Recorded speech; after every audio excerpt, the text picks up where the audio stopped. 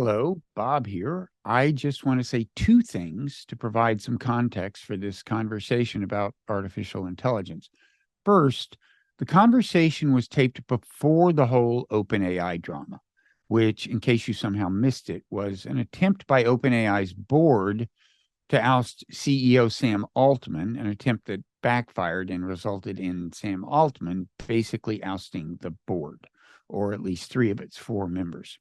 Second, this conversation is nonetheless quite relevant to that drama because the person I had the conversation with, Dan Hendrycks, is at least roughly representative of the worldview of the three ousted board members. Two of those three board members, in fact, were from organizations funded in part by Open Philanthropy, a very AI safety conscious philanthropy, which is also one of the funders of the Center for AI Safety, which Dan Hendrycks is the director of.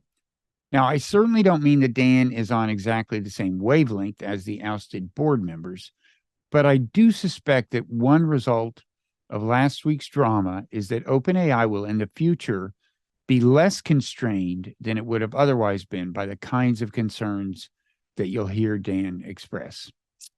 Okay, with that as prelude, I hope you enjoy the conversation. And I also hope that if you do enjoy it, you will rate and review the Nonzero podcast. And if you're watching this on YouTube, I hope you will smash the like button, not just click on it, not just hit it, not just press it, smash it. Thank you.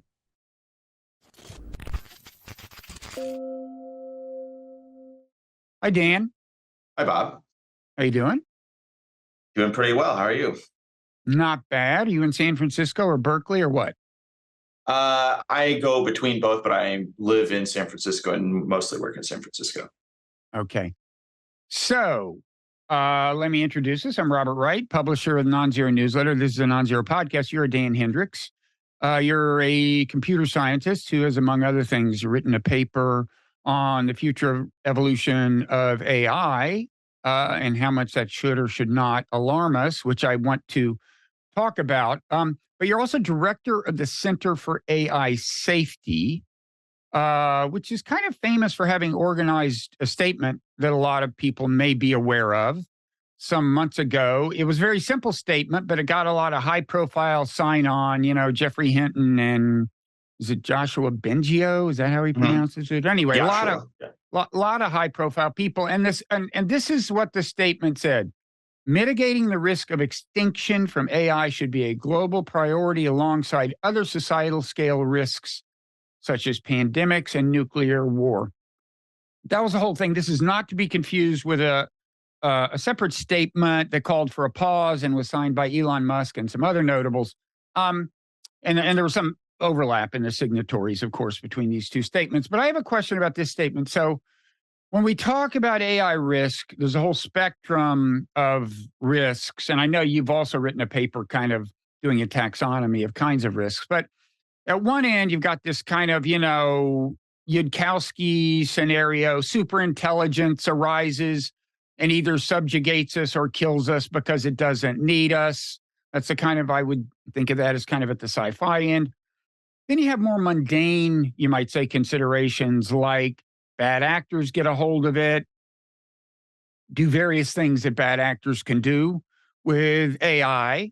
And then you've got just kind of socially destabilizing things resulting from job displacement and people integrating AI into their lives and, going into weird places with it. There's a whole spectrum of risks. I think some people, when they see the word extinction, which was in your statement, they think you're talking about the sci-fi risk, right? Like if it's going to lead to total extinction, that presumably is this superintelligence that just decides to squash us. Was that kind of foremost on your mind when you organized the statement, or can extinction result from all kinds of things other than that? So we wanted to emphasize that it could get as extreme as extinction. Mm-hmm. But I think many of us are concerned about a wide variety of other risks too. For instance, if there's malicious use. some bad actor is repurposing a later AI system, asks it for a cookbook to create a bioweapon. That could make it very easy for them. That wouldn't necessarily result in extinction, but it could give rise to like civilizational discontinuity. It might destroy human civilization. So, but what we wanted to emphasize is that yes, it is even possible for it to lead to extinction. Because if the letter was, AI could really mess up society in some sort of ways, well, that's not. People might say that about social media, and so I don't think it's saying as much. Yeah. And how do you feel about the way the statement has been received, for starters? Do you think it had an impact? Yeah, it seems the European Commission repeated it. The UN Secretary General Rishi Sunak did as well.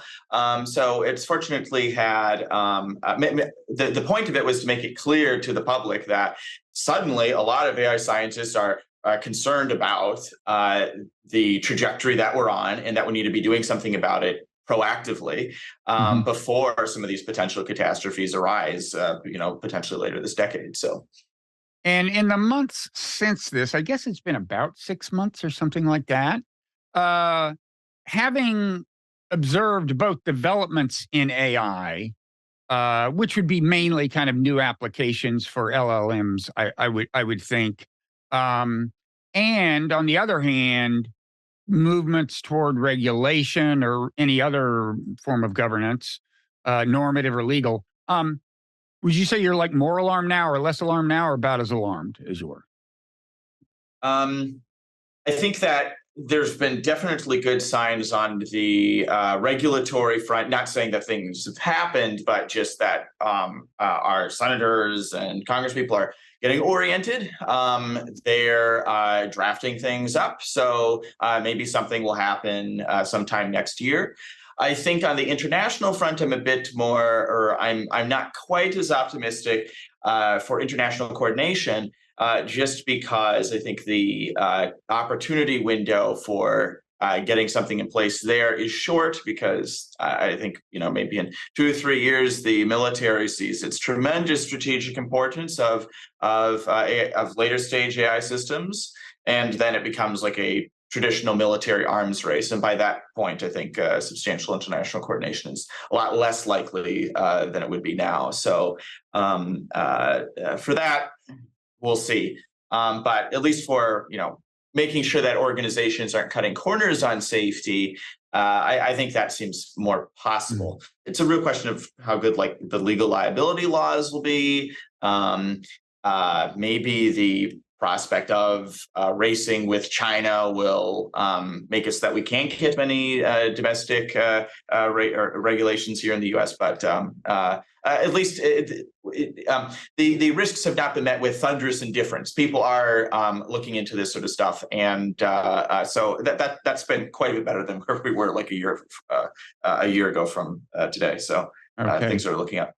There are people who say that if there isn't not only international coordination, but they might say some degree of actual international governance, we're in trouble, because it's a classic case where, if it's developed anywhere, first of all, it can be replicated and spread across borders in that sense. Also, the consequences can spread across borders if somebody is using it to design a bioweapon or so on. How do you feel about that? Is there much hope for a relatively peaceful and stable future if there's not some degree of international governance? Well, I think the thing I'm worried about is if there's a strong pressure to race at all costs. I think international coordination helps us get out of that, gets us out of that problem. How I see it is that it's sort of like a classic game theoretic problem where if we don't race forward and develop it as quickly as possible, someone else will, and they're not as good as us. So therefore, we need to do that, even though we would all be better off going at a more cautious pace, one where we feel that the risks are substantially more mitigated, where we have built the systems to be interpretable and reliable and things like that. So I think that happens as long as there are credible players, and one doesn't pull ahead from the other. So I would want, or I think ideally it would be nice if there could be a joint democratic institution like a CERN for AI that would develop this technology. It would be decoupled from like the military and whatnot. It wouldn't be I wouldn't want the main. I would not have a preference for the main AI project being coupled with a specific military, but separate to keep a lot of these powers more decoupled and democratic in the sense that all nations kind of get a vote. Yep. Yeah, and I guess part of the idea of international governance is to kind of mute the arms race dynamic, right? Because if it entails enough transparency that you can be reassured that your rival is not racing ahead, that makes it less imperative that you race ahead. Are you worried about just the drift of geopolitics right now? I mean, relations with China have gotten a lot worse over the last 5 years, although I guess some people are trying to put them on a more even footing. Of course, there's the war in Ukraine and so on. Do you think some degree of maybe even rapprochement among great powers may be a prerequisite for all of this working out? I think things also depend quite a bit on timelines for how quickly things happen, though. For instance, if AI's development is actually going to take multiple decades, then it's a lot harder to say anything specific. But if we might have AIs that are extremely capable at creating bioweapons or hacking and destroying critical infrastructure by hacking in the next 2 years, say, then and if they get to a very high capability level soon, then I think, given the US's edge over China, then this is potentially less of a concern. Then maybe NATO allies would be able to pull ahead. But if things go more slowly, then you're going to need more of the world and more of the potential players working together. Okay, so I want to talk about your paper about the evolution of AI. Before we get to that, I have one more question that actually could be put in the evolutionary framework if you wanted to, and maybe we'll reframe it that way later. But you mentioned social media. And of course, social media, the algorithm is kind of a form of AI, right? It's the social media algorithms are kind of machine learning, and they seem to be designed by and large to maximize engagement, which is what the companies want to do. And of course, one consequence of this seems to have been, an accentuation of political polarization, because one thing that maximizing engagement seems to have, among other consequences, a tendency for, the social media to reinforce our own beliefs, our confidence on our own beliefs, and also kind of convince us that the people who disagree with us are crazy extremists and so on. So there's this famous kind of cocooning effect, this echo chamber effect. I'm wondering, if we assume that people who are making AI bots, especially kind of personal bots that are going to be your personal assistant, friend, and counselor, are also designing them to maximize engagement, which is what you'd expect them to do, should we expect a continuation of that trend? Should we expect, more deeper, more persuasive kind of echo chambers, or what? Yeah, so I'm concerned. I think generally in thinking about these catastrophic risks, I think it's important to just try and mitigate risk from a portfolio. And that would be one of the things in the portfolio, this issue of very persuasive AI systems. These could tailor the information for individual users and be extremely convincing advocates on that front. And could create ideological enclaves and make it harder for society to function. That might be a state that'd be very difficult for us to get out of. Now, there are many of these troubling trends that could get worse. So I view that as an important one. AIs could potentially offset this too by creating like bots that are good at predicting the future. So that would allow us to have a more accurate sense of what's actually going to happen, and that might help us coordinate and have some consensus reality. But I think that is some concern, and I think we should develop AI technologies that help improve like our understanding of things and help us forecast events, and also that would help our institutions adapt when this AI stuff starts going a lot faster. We wouldn't want it just being like some people shouting at each other, but if there could be some more reliable sources of information, or if AIs could facilitate that, that'd be very good. I think one thing I'm worried more about than the persuasive AI stuff, and this is just for influencing human well-being, is these bots permeating people's private lives, not just their ideologies, but actually their private lives by like AI companions. This is, of course, further out, but I remember speaking with Meta's responsibility people last week, and then we wouldn't customize the AI, or we're not planning on customizing our AI chatbots to individual users to make it more engaging. It's like wait 2 years. You're certainly going to do that. I mean, there's no way around that. And like, how are you not going to addict them? As well, maybe we'll put a reminder that they've been using it a lot. It's like, okay, all right, this isn't yeah. So I think that in the long run, though, these things could be extraordinarily compelling. They could be funnier. They could give you a lot of entertaining information. You just go to them. There wouldn't be any need for compromising. I'd be concerned that some people, a big chunk of the population is very alone or not in relationships, and they would end up using these quite a bit. That would create, do quite a number to the social atomization, and it seems like a very tough trend to escape from. Other organizations are deliberately trying, such as Character.ai, deliberately trying to make them maximally engaging. And I'm concerned that these won't be that good for people. It will certainly satisfy various preferences, but it may not be good on an objective list goods account of well-being, where like, are they pursuing projects? Are they gaining knowledge? Are these relationships making them more virtuous as individuals, or anything like that?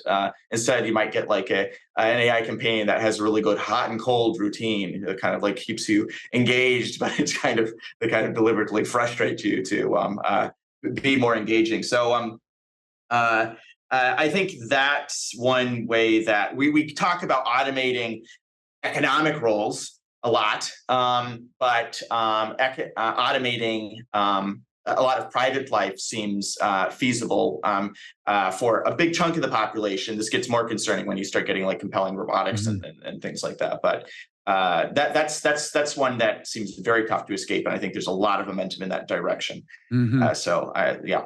And it could do a lot of good. I mean, you can imagine very effective counselors, in the form of AI, and good friends that give you wise guidance. It's just that it doesn't seem that the market alone will necessarily lead to that. And there's a specific kind of danger, I think, of reinforcing our natural cognitive biases. And actually, it leads to one more question. I know I keep promising to get to your evolution paper, which I will, but there's a related question that I've long had.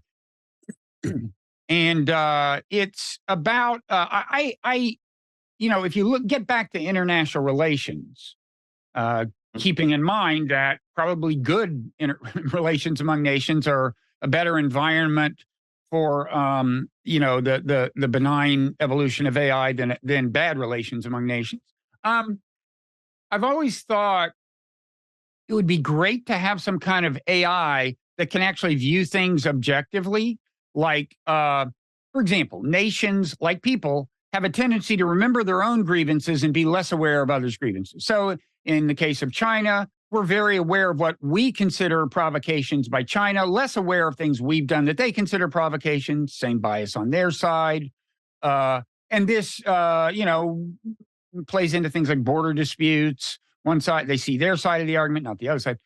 It would, in principle, be nice if you had an AI that could be, well, first of all, maybe clarifying in terms of laying out the factual basis of what's actually happened in cases of conflict, who actually fired the first shot, for example, the series of transgressions that led to escalation, or who's, what are the various things considered provocations, whatever.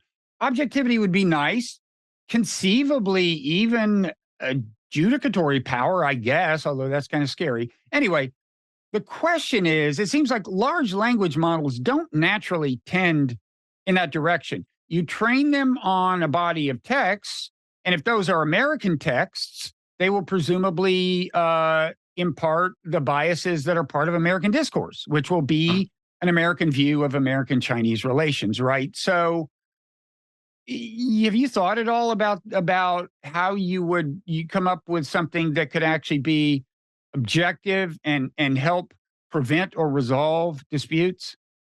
Yeah, so I suppose generally this is partly what Elon's AI company XAI that I help advise focuses, and that's not specifically on international relations, but how do we have more truth-seeking bots that aren't just like imitating the big blob of text that they've ingested during training, and for that.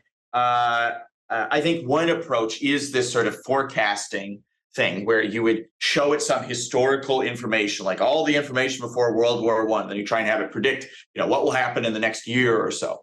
And you just like keep doing that for the data historically, and you try and train it to be able to predict the future, then actually show it what the future was. And I think if you could do this, you could do like counterfactual history well. And then you could apply it to like current situations too. Like, well, if we do this, what's likely to happen? If we did this other thing differently, or if they acted differently, would this have produced like better outcomes for us? And so I think that's possibly one such route, some very good forecasting bot that has been able to forecast prior historical events. There might be other ways we could try and have international cooperation, though, that's beyond improving understanding of the situation. But those look, those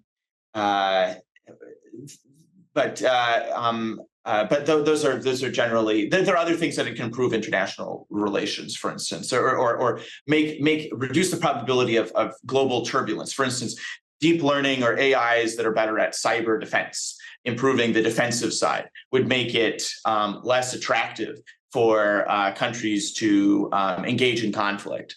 If the probability that they'd succeed with their cyber attacks would be lower, or if the impact that they would have when they do hack would be less. So those are some other ways that we could try and like make this overall system have better understanding and reducing like first strike advantages. Okay. I mean, it occurs to me that one thing you could do to address this specific problem I mentioned is have them train on texts from a variety of nations, and that might broaden the kind of the perspective. Although I've also heard that the after the training on text, the round of reinforcement learning through human feedback is sometimes at least as important in shaping the actual kind of character and perspective of the AI. Is that your sense? Yeah. I think I think one issue is that it will just like learn to play along and tell people, it'll get a sense of, oh, this is what they want to hear, because this is what gives me the most approval. So it becomes more like approval seeking. And that depends quite a bit on like the annotators and their biases too. Right. So fortunately, there is work on transparency or interpretability where we can try and get a sense of what does the model actually think is correct, not what it's like outputting, because that might be different. It might like think this is most likely, but this is what it's going to want to hear. So I'm going to output what it wants to hear. And as these models get smarter and train on more diverse data, maybe we could just look at its internal concept of truth as opposed to what it's being pressured into saying after its sort of approval or RLHF training. Okay. So you think there is such a thing? What was the phrase? An internal conception of truth? Yeah. So, for instance, we have a paper that we put out last week called Representation Engineering, where we find this sort of internal concept of truth or something very correlated with it, and then we kind of control it, and that would affect whether the AI lies or not. So this isn't like this isn't extremely reliable. It doesn't work like 99.9% of the time, which is what we would want if we're to have like a lie detector for AI systems. But it seems there's like traction in this direction. So that might be another avenue toward when they start getting vastly smarter than us. We would just like think identify what it actually believes, and then go from there. So from all of the things it says, you're almost inferring an implicit belief system. Yeah. So, for instance, if you show it like a statement like 2 + 2 = 5, right, it will like in its own internal representations, it'll cluster it next to like a lot of other nonsense statements, and then things that are true, it'll put those together in its own head, and so that's how we can get a sense of like what beliefs are, even though normally those are very difficult to find. Is it kind of surprising to you the extent to which what's going on inside it is in fact a mystery? I think they're not as mysterious now. I think they're becoming less mysterious because their internal representations of the world are starting to make more sense. Back with GPT-2, it'd be a big blob of a big causal soup where it's just responding to some cue here. But when it starts having to generalize better, it starts getting more of a more coherent internal representations. So I can identify some direction that correlates with some like different notions of power, or like I can find a direction inside of the model, some representation that tracks like this is how a person would feel in response to this action. So I think it starts to make sense for it to have a more coherent internal life. And there's a lot to explore though. But I think that the mistake for interpretability earlier was that we would look at the neuron level. We would try and look at, what's this, synapse equivalent doing to this? And this is not how you understand a complex system when you're zooming in at that level. You're looking at the substrate on which the mind is implemented, as opposed to so it's higher level representations that it's making use of. I think we would just have done in the past for deep learning in the past 7-8 years. There's a lot of like bad paradigms for trying to do interpretability, where we would zoom in too much, or we would try and come with explanations of things. And these would just be like, you'd be barking up the wrong tree. But I think if we try and do more top down, do more AI psychology instead of like AI and like neurobiology, I think that's more promising. Yeah. Although it's interesting to somebody like me who started out knowing nothing about this, that the neurons do seem to represent, in some cases, kind of dimensions of meaning. Like kind of this one seems to have something to do with the size of an object or something. Because there was this old critique that AI never had a semantic dimension. I mean, if you know John Searle's Chinese room experiment and so on. But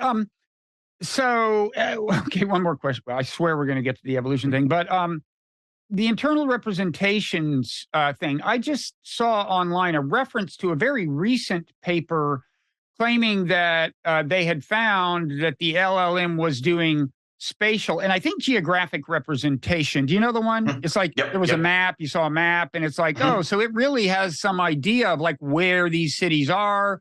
There's kind of a map. And I couldn't tell, like, well, to what extent is that map kind of in some sense really in there? And if so, what form does it assume? And to what extent are they actually more abstracting that from the capabilities of the machine, if you know what I mean? Does that make sense? Yeah, I think it's worth noting that like non-deep learning systems, you can come up with some similar maps for non-deep learning systems. So I don't read that particular paper as quite as impressive. I think also, although you could extract. But if I could interrupt you, in those cases, aren't we building the map into it? No, like if you use older, dumb, like deep learning techniques from like 2014 or something, they spatially separate things to some extent. I think what's important is making sure that the representation you identify can be, if is the model actually using it, you should try and control it. So like you could find something correlated with truth, but if you like hug the model in that direction, does that make it be more truthful? And if you move it in the opposite direction, does it make it start to lie? I think then you're actually making sure you're identifying something, as opposed to like, here's some interesting correlation inside the net that's like it's in there, but it's not really making use of it. I think that should probably be the one of the evaluation criterions for whether you're finding something real, for whether it can contribute to control. So when you find a kind of representation it's doing, but by doing what you call psychology as opposed to neurobiology, in principle, that could become a knob you can kind of turn. Yeah. It's very, I suppose, like Apollonian to that.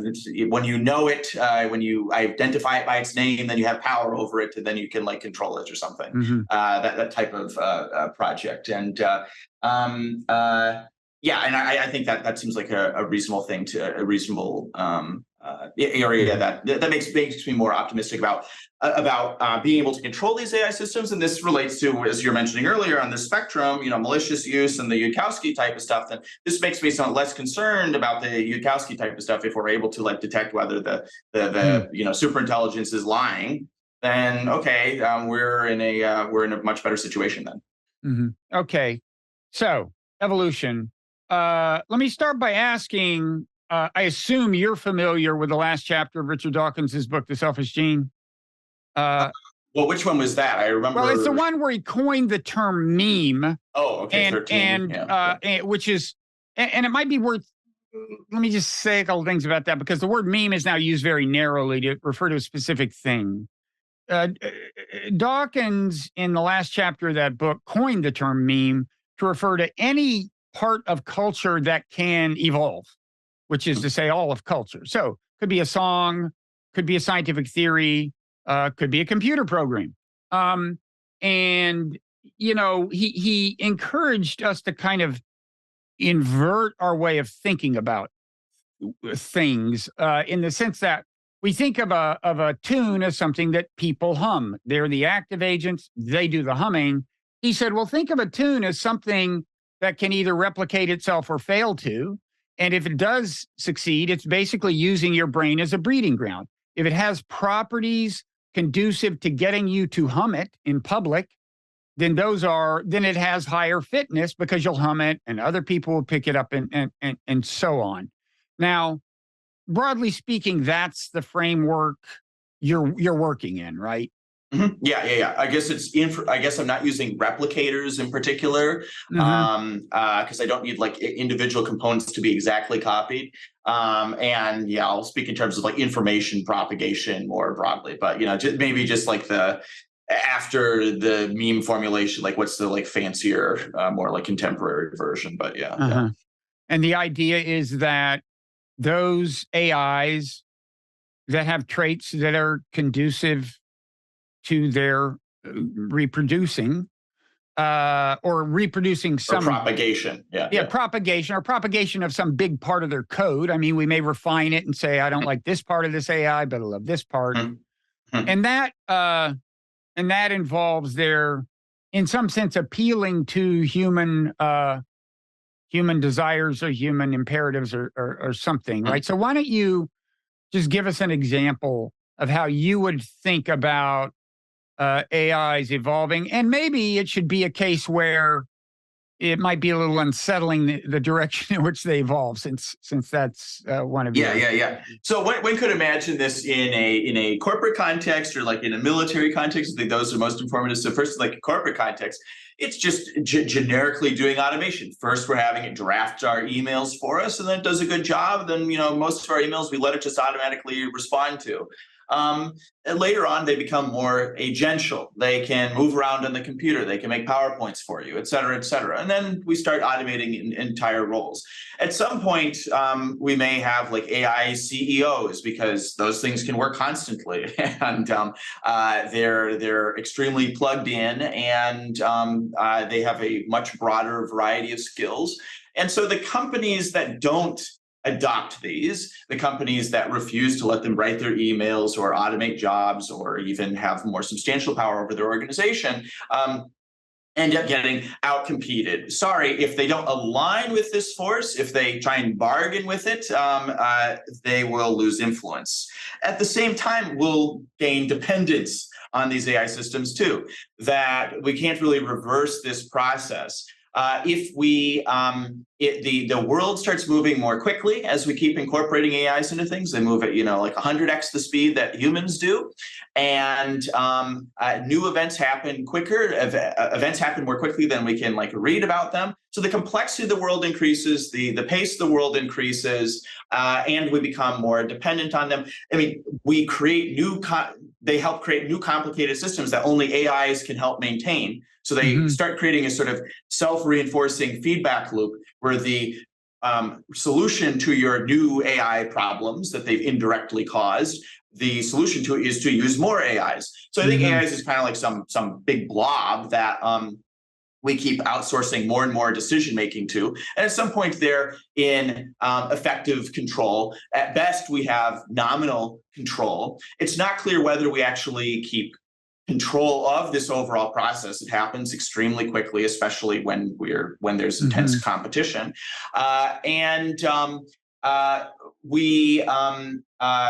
the AI systems would be directly competing with each other.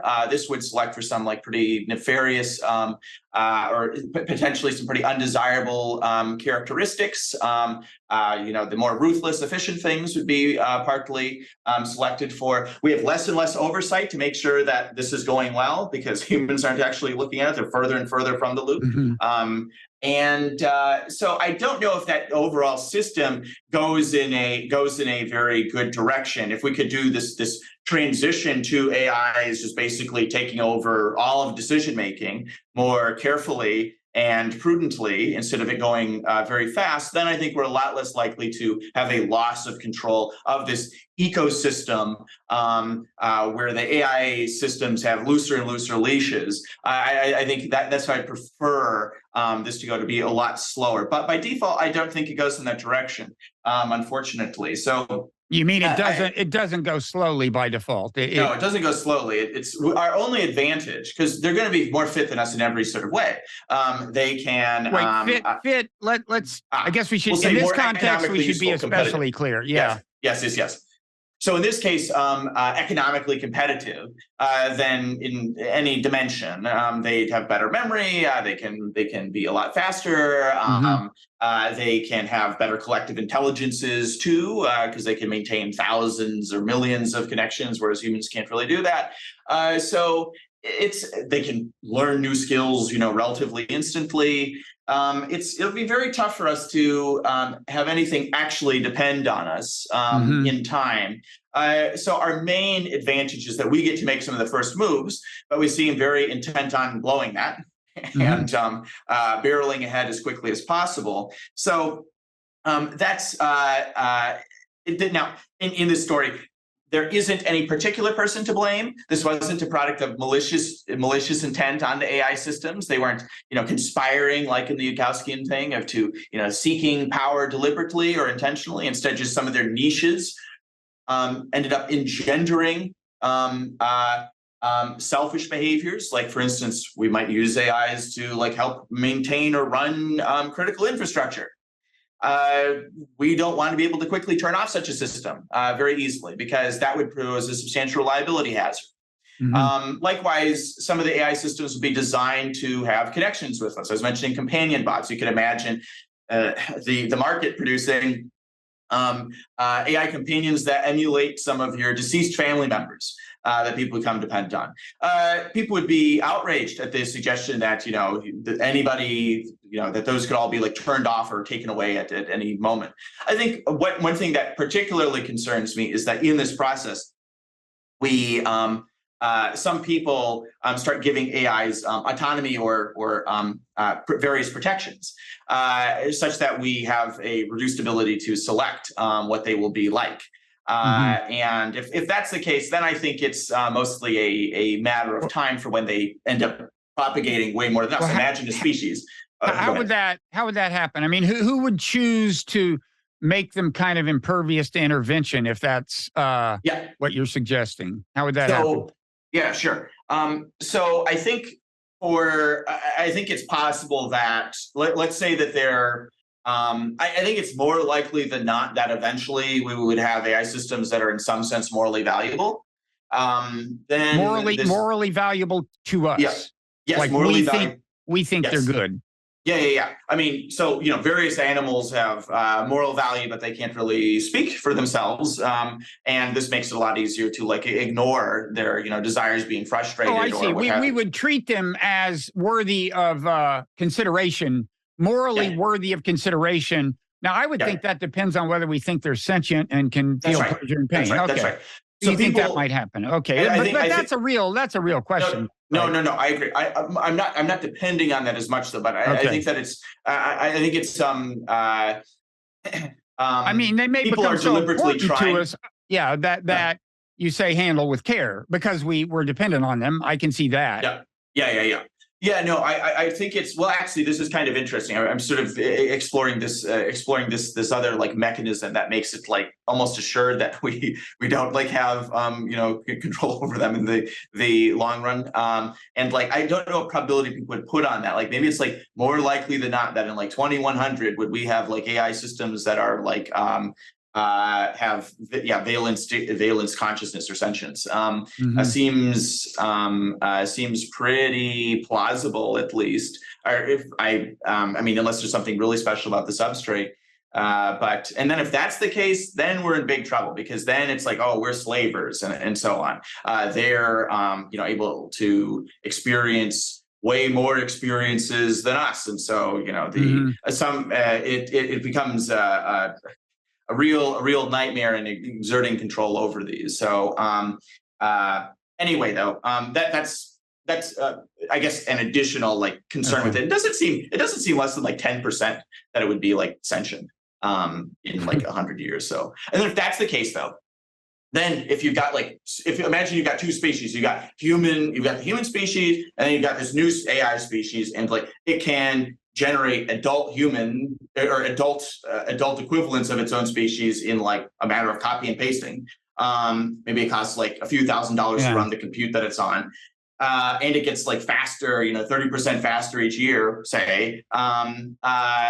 Which do you expect to end up being represented in the population in 50 years out? I mean, the growth rates would be tremendously different. And I mean, if you consider sentience a moral good, which I think you kind of almost have to, right? because it's the thing that gives us. If you're consequentialist, yeah. Well, I suppose on a well-being. If you, I mean, in general, when we talk, almost every moral system, if you look at things it defines as good, they are related to some sort of positive subjective experience ultimately, right? So it's like without subjective experience, it's not clear how many moral systems survive. Certainly utilitarianism doesn't. But and the impartial consequentialists get in big trouble here. So I was just going to say, in principle, this is a tangent, but if AI turned out to be sentient, you could produce a lot of moral good. Now, maybe you'd want to send all the moral good to other planets so it doesn't mess with us. But okay, so let's go back to the kind of corporate arms race. So, so we got corporations competing. Now, to some extent, this is a problem now, right? I mean, just with humans competing, it's corporate competition that leads Mark Zuckerberg to say, move fast and break things. And now we know he broke some things, right? It's like society might be better off if we had proceeded with social media a little more cautiously. And in general, reckless CEOs are sometimes favored in certain kinds of competitive environments because, 5 of 6 crash and burn, but the one who doesn't winds up dominating the industry. So this is, and you mentioned ruthlessness. Well, ruthlessness is favored. Jack Welch of GE was famous for firing huge numbers of people. Being efficient. Yeah, that's being efficient. So this is, in a sense, it's just kind of amping up a kind of dynamic that we already have, but really amping it up, right? I think it's a bit more than that because what's distinct, like for other memes when they're evolving, like say political systems or other technologies, they don't have the ability to move along without humans. In the case of AI systems, they would eventually be able to maintain homeostasis or like survive and spread and propagate themselves. So I think it's different from other ones where humans have to be along for the ride. And in this case, nothing would really depend on us. So I think what I view as the sort of consequence of this is that I'm concerned that we would wind up as something like a second-class species. Yeah. The things happening between the AI systems is what's relevant and is what's deciding a lot of society, and no individual is in particular control over what happens anymore, or no group is just a human group is in control. And then I think if we get to a second-class species stage, if we don't have a leash on like some of these AI systems, then I think that's a sufficient condition for like us eventually just like being eroded into like irrelevance, or like just not like mattering, or being gone entirely eventually. So, I mean, it's kind of two separate issues here, I guess. I mean, being second class, how much that would bother me would depend on how you define second class. I mean, so what's your definition of second class? That's my first question. Well, I guess I would just say some subordination relation between as in they're clearly the more relevant, influential group. But in terms of the well-being levels of people in this sort of situation, one thing we do in the paper is we walk through all these mechanisms for them being altruistic or even cooperating toward humans.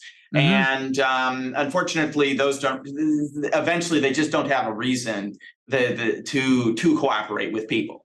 So I wouldn't expect that they, give us houses and or mansions and lots of the things we all want from some utopia. There really isn't a reason for them to do so.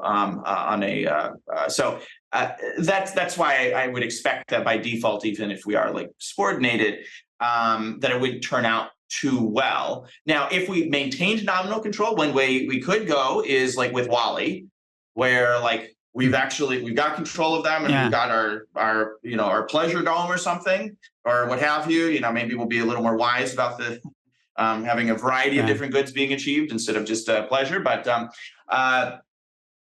that's one where we don't end up with an existential catastrophe.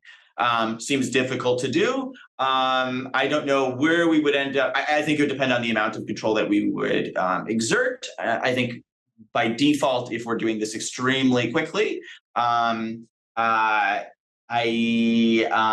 think it's more likely than not that we wouldn't be having substantial control over the ecosystem that we're creating. So the worst kind of second class is the kind where our interests are not being served.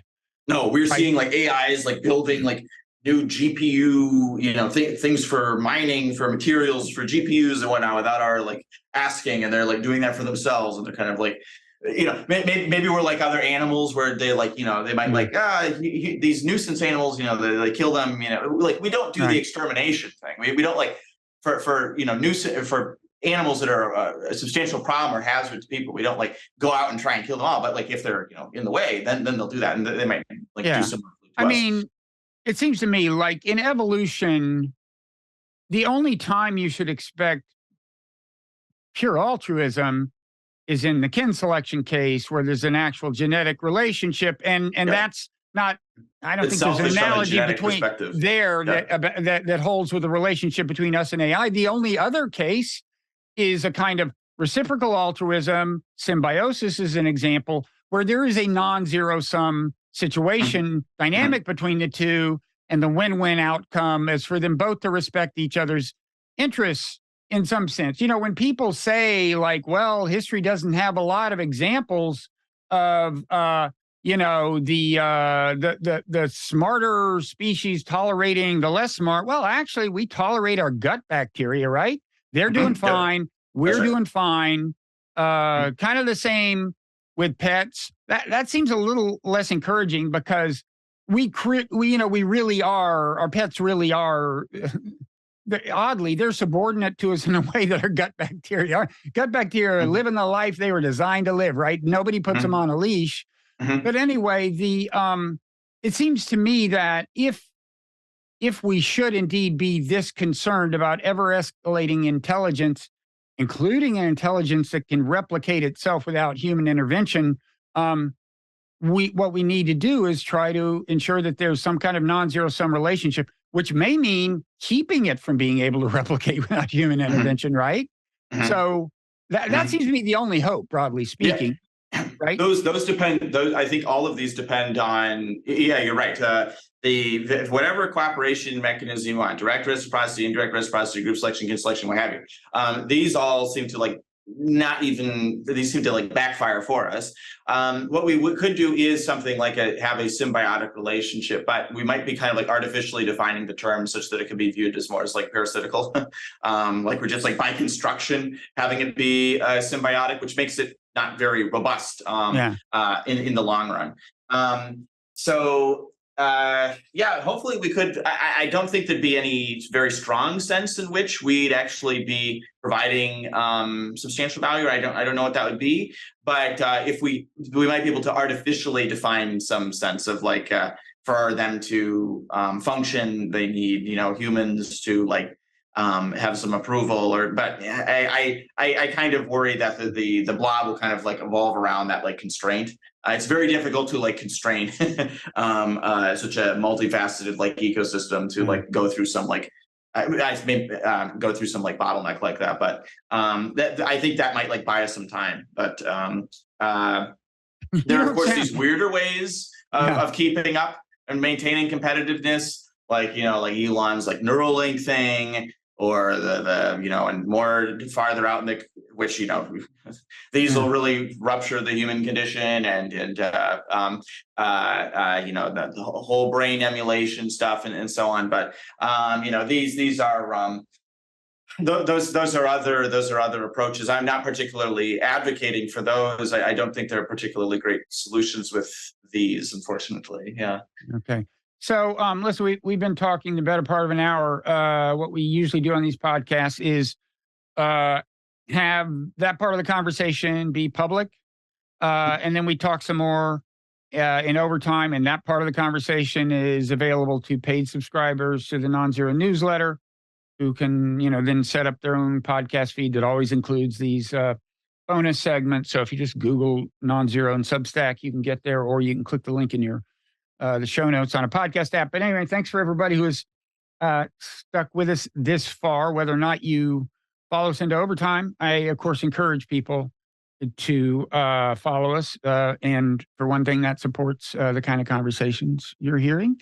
But before we do that, Dan, is there anything else you want to say, like where people can find your stuff, Twitter handle, anything like that? Yeah. Wait, actually, could I give like briefly some other scenario outside the corporate one, just for like leaving with people? Sure, and then we can even continue that whole discussion in overtime if you want. But go ahead, yeah. Oh, sure. So one thing I'm touching on here is that there are these structural, just like game theoretic issues that are making it so that we wind up in situations that nobody particularly wants, like with like nuclear weapons. We would all be better without nuclear weapons, but it makes sense for each actor to go down that route. And you could imagine that these structural problems giving rise to countries outsourcing all their lethality very quickly to AI systems that are not particularly reliable, but they'd still go along with that. So they might, like, let's say it's the US versus China, and it's the late 2030s or late 2020s, and they're viewing AI as extremely relevant for their security. Either they get destroyed if they don't build up their like AI defenses and give them like the lethality. Then they're certainly going to lose to their competitor. So it's either like 100% chance of losing, or there's like these AI systems that are not completely reliable. Maybe you've got like a 5% chance of them like losing control of them, and then that like ruins humanity. So this is very pernicious because this incentivizes much higher risk taking, and organizations, or in this case militaries, to sort of just bite the bullet or swallow like an existential risk even though obviously nobody wants this sort of outcome at all. I mean, we had similar situation in like the Cuban Missile Crisis, for instance, where like we were really brought to the brink of catastrophe. These structural problems, although it seems implausible, like, well, we wouldn't go down that route. So, in these conflict situations, we can expose ourselves to substantial risk. So that's another situation where we'd have a really strong incentive to quickly giving AIs the sort of power because they're much more competitive. So I think it's not just looking at a single, evil AI system or single evil actor maliciously using AI systems, but also these structural or environmental features I think are huge drivers of what happens in AI development. It's why like OpenAI and Anthropic, they start out as, nonprofit, or they start out as like, well, we want to do safety. And then they have to shift in a direction that's more, market compatible and just race ahead as quickly as possible. So I think this is the ultimate driver of the events to a first approximation of what happens in AI, in the same way that like in international relations, like, power struggles is the first approximation of the events that happen there. In AI, it's these competitive pressures and them defecting on this like racing collective action problem. So anyway, that's I guess a compression of all that. Where you can find me, I'm at Dan Hendrycks at Twitter. I suppose in this conversation we've been mentioning two papers. There's the natural selection favors AIs over humans. And the other paper would be an overview of catastrophic AI risks. If you're like newer to thinking about AI and wanting to get like onboarded with that, you could save yourself just really substantial time by like reading the overview of catastrophic risks instead of like browsing around on Twitter and whatnot, because it's just a compressed like all the best like hits, all the best little thought Legos or something in the overview. So that's just designed to be like a sort of like onboarding type of document. But I recommend both, of course. Okay. All right. Thanks. Well, we'll continue this thread and other things. Like I want to ask you about how even theoretically Neuralink is the solution in overtime. So let's go into overtime.